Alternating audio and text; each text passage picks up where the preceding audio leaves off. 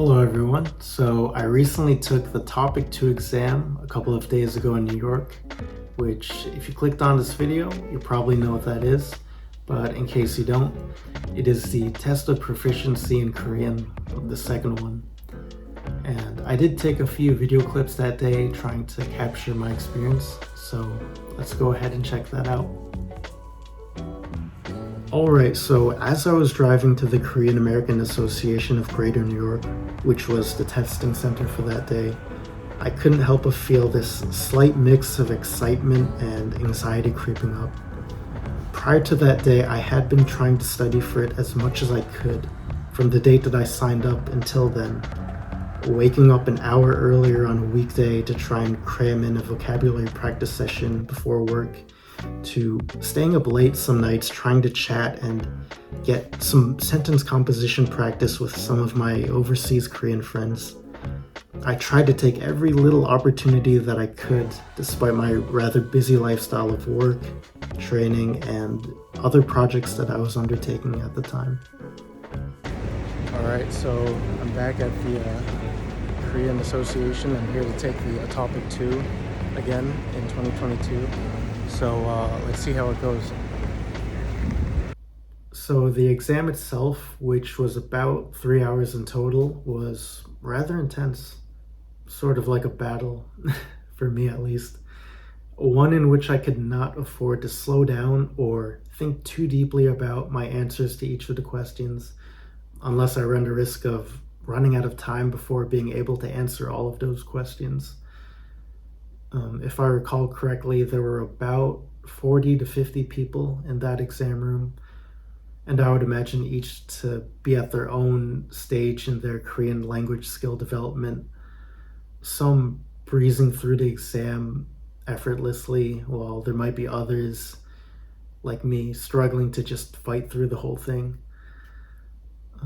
and each with their own unique reasons of why they're taking the exam. Yeah, so my mind literally feels like scrambled eggs right now, so I'm gonna try and see if skating a little bit will help to relieve some stress.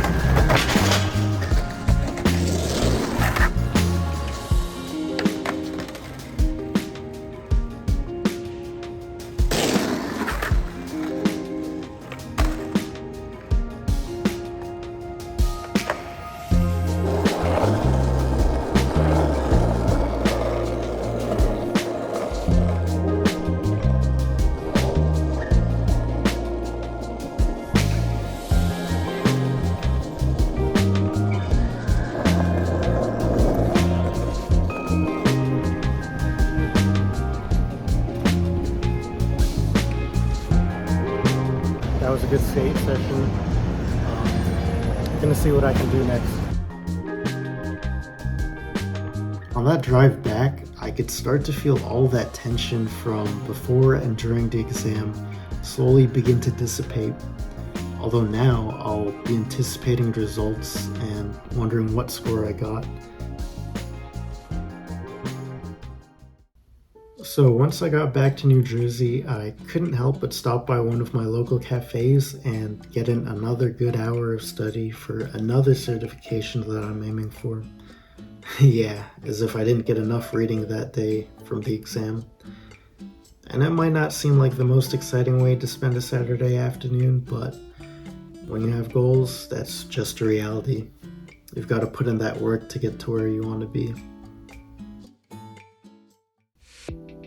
Alright, so that was a recap of my TOPIK II experience.